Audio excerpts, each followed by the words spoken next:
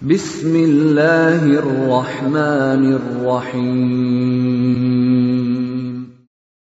Waltakum minkum ummatun yad'una ilal khairi wa ya'muruna bil ma'ruf wa yanhauna 'anil munkar. Assalamualaikum warahmatullahi wabarakatuh. Alhamdulillah wassalatu wassalamu ala rasulillah mabad. Allah berfirman, wajahidu bi amwalikum wa anfusikum. Berjuanglah kalian, berjihadlah kalian melalui hartamu dan dirimu. Hampir semua ayat-ayat berjuangan dan pengorbanan itu dimulai dengan bi amwalikum, harta kalian, harta kalian. Saya mengajak secara praktis dan kami sudah buktikan.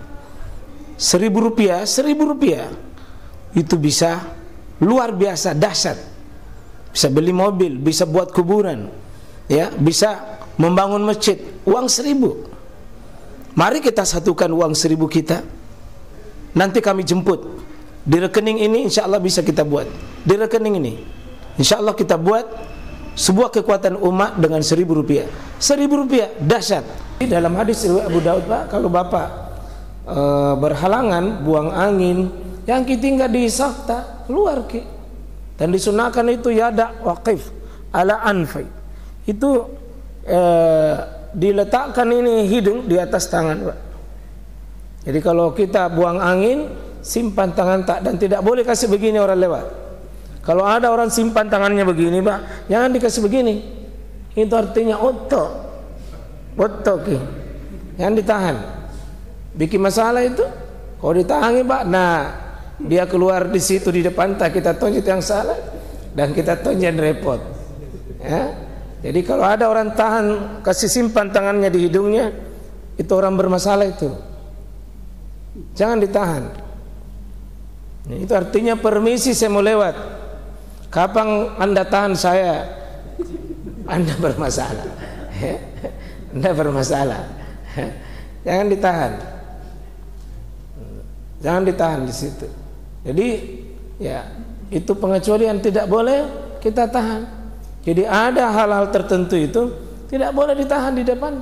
Contoh, kalau Bapak sholat di depan pintu, tidak boleh. Bapak sholat di jalannya orang lewat. Bapak sholat di tidak ada orang, memang mesti lewat di depan, tidak ada jalan lain, tak bisa ditahan.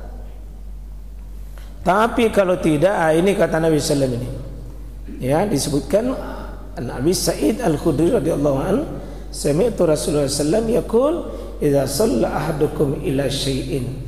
Apabila Anda salat lalu menghadap kepada syai'in, nah ini adalah bentuk sutra ini.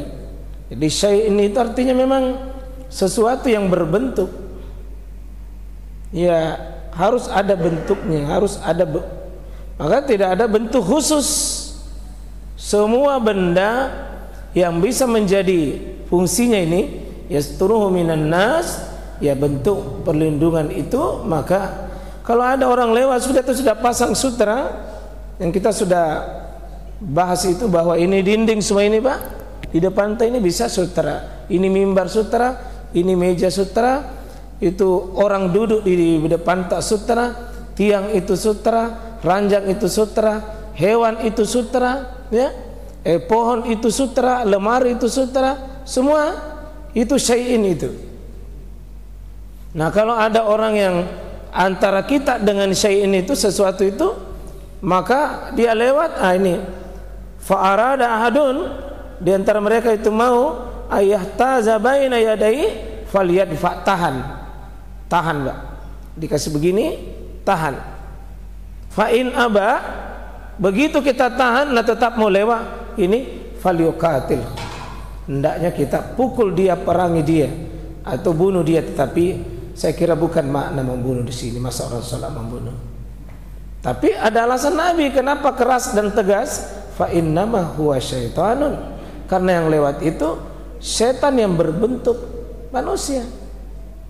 Ya, kalau sudah ditahan tetap mau lewat, itu falyuqatil, hendaknya ditahan. Ini menunjukkan bagaimana tegasnya itu kita memakai sutra, dan tegasnya kita untuk tidak membiarkan lewat antara kita dengan orang yang sholat. Antara kita dengan sutra kita. Di situ saya fokus tak. Antara kita dengan sutra jangan ada lewat. Jangan, pokoknya antara kita ada pun lewat di belakang sutra itu urusan dia. Tidak ada masalah. Kita batas sampai di situ saja.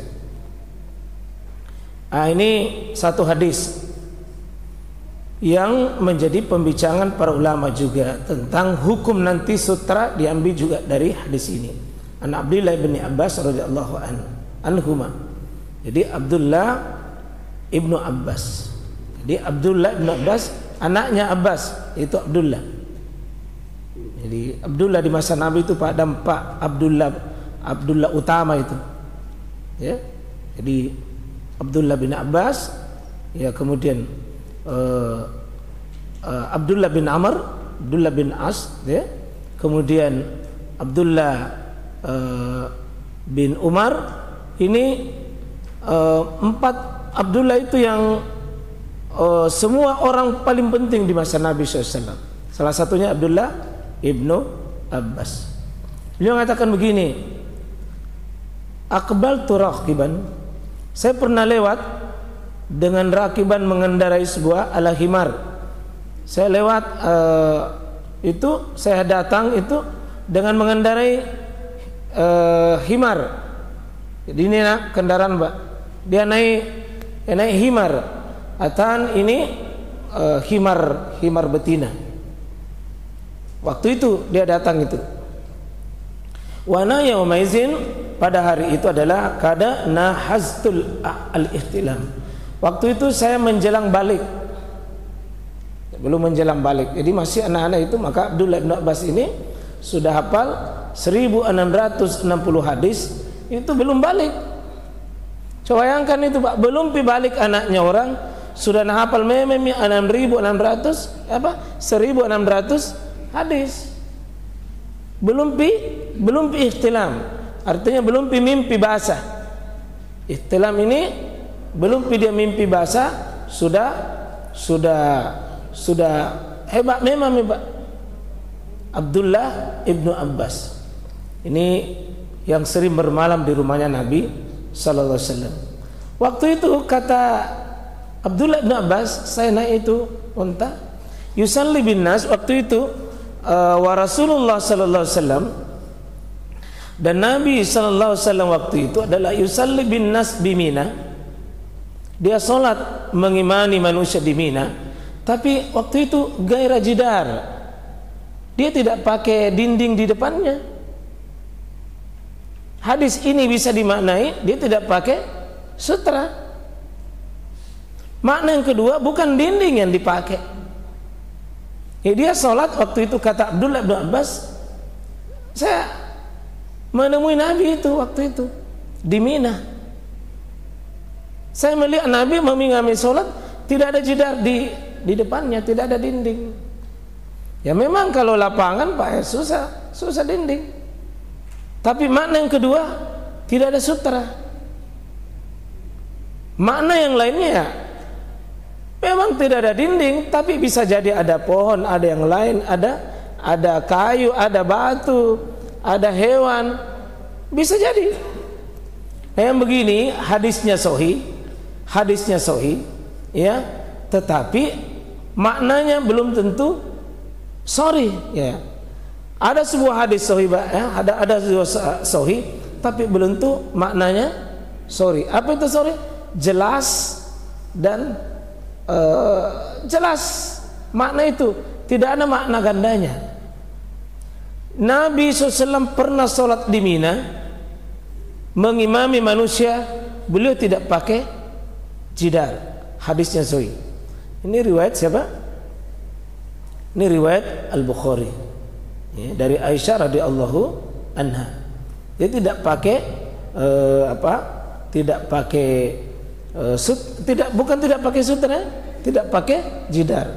Tapi maknanya itu belum tentu belum tentu makna jelas dan tegas. Inilah nanti yang dihukumi oleh para ulama, apa hukumnya itu sutra? Apakah wajib atau sunnah?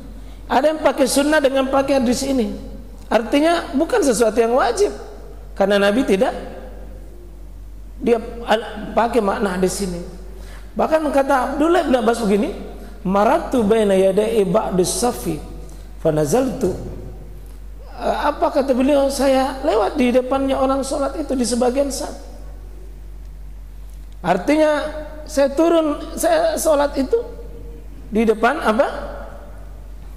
Saya turun ya dari ontaku itu, baru saya lewat di sebagian apa, di tengah-tengah saf, di tengah-tengah saf dia lewat.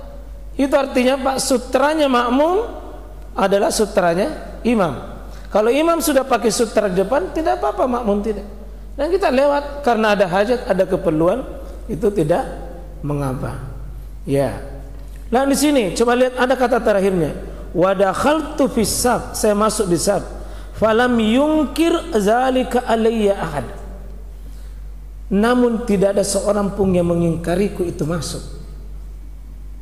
Tidak ada yang mengingkariku masuk. Sahabat-sahabat waktu itu tidak ada yang mencela saya, tidak ada yang melarang saya masuk di tengah-tengah saf itu. Ya, ini banyak hadisnya sahih, tapi maknanya bisa jadi antara saf satu, kalau kita sholat di lapangan Pak, bisa berjauhan safnya sehingga di tengah-tengah itu bisa, di tengah saf satu dengan saf dua, bukan jarak begini yang sekitar 120 cm ini, bisa jadi jauhan sehingga bisa lewat. Bisa makna seperti itu. Bisa makna yang kedua memang bahwa lewat di depannya orang yang makmum itu kalau ada hajat tidak apa-apa, tidak apa-apa. Cuma kalau lewat tidak ada hajat Pak, itu namanya cari masalah. Ya. Kita coba lihat dalil tentang sutra dan diperintahkan untuk memasang bagi imam dan munfarid. Munfarid ini orang yang salat sendiri. Kita sudah baca hadis yang lalu ini dari Abdullah bin Umar.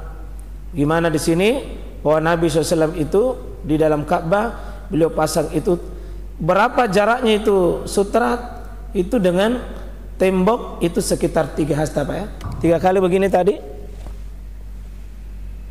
jarak kita, supaya kalau ada mau lewat kasih begini bisa tetap tertahan. Itu ada hadis yang kedua dari Sahal bin Sa'ad, situ bahwa Nabi SAW salat itu menutup itu pembatas dia itu selebar jalan kambing. Artinya kalau kambing mau lewat tertahan Pak, tertahan. Kalau ada mau kambing lewat di depan tak, itu ditahan. Letakkanlah sutra antara itu dengan kita. Kalau ada kambing lewat di depan tak, masih bisa. Jadi jangan, tidak ada juga gunanya pasang sutra kalau terlalu jauh. Ya. Kemudian hadis Sabra bin Ma'ban sini sebutkan bahwa itu yang dipasang adalah anak panah, anak panah, anak panah, anak panah bisa. Jadi semua benda yang semakna dengan anak panah bisa dikiaskan.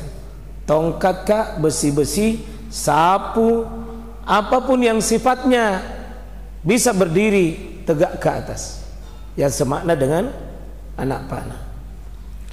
Kemudian Sahal bin Abi Hasma di sini, apabila seorang dari kalian sholat dengan sutra, hendaknya mendekat darinya. Jadi mendekat dengan sutra itu hingga setan tidak dapat memutus salatnya.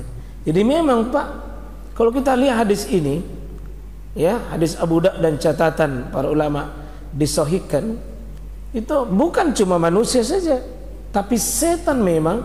Kapan tidak kita pasang sutra di depan tak naganggu ki, naganggu ki. Ya. Jadi ada hikmah dan itu ditulis oleh Syekh Abu Bassam di dalam kitab Syarah Bulughul Maram. Itu beliau menjelaskan bahwa bukan cuma makhluk manusia saja lewat kalau kita tidak pasang sutra. Ada makhluk yang lain yang tidak kita bisa lihat naganggu gitu setan.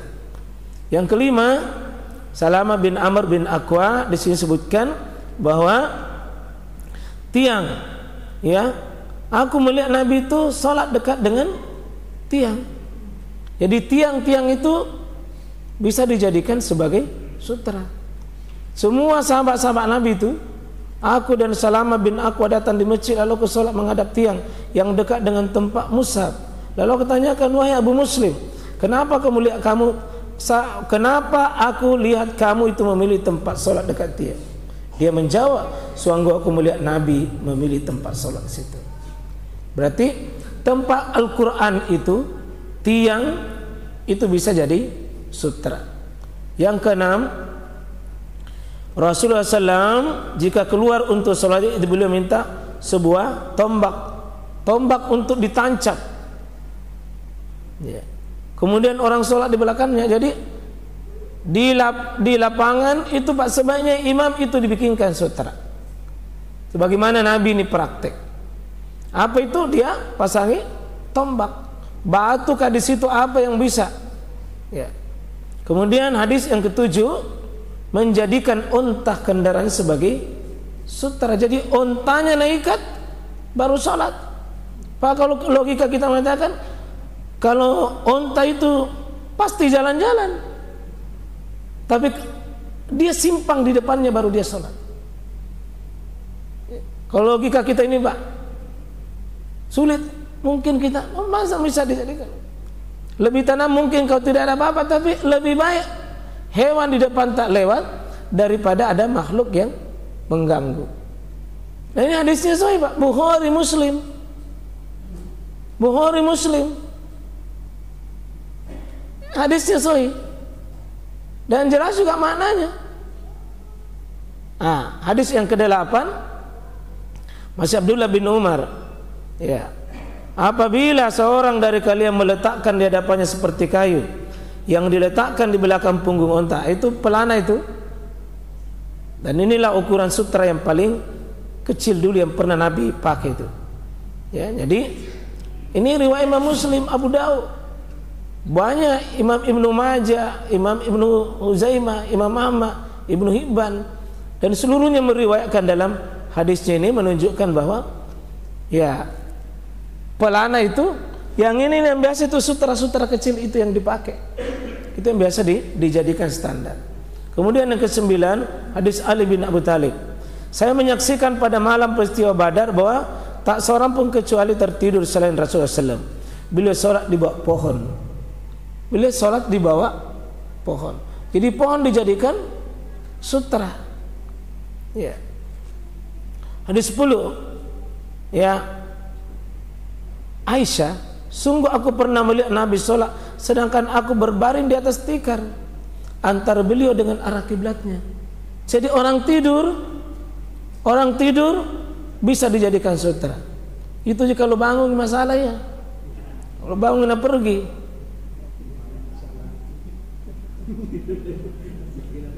Iya tapi ya. Nah dari 10 tadi ini dipahami bahwa memang sutra itu masyru'. Sutra itu masyru', artinya disyariatkan. Soal apakah wajib dan sunnah tidak ada disebutkan.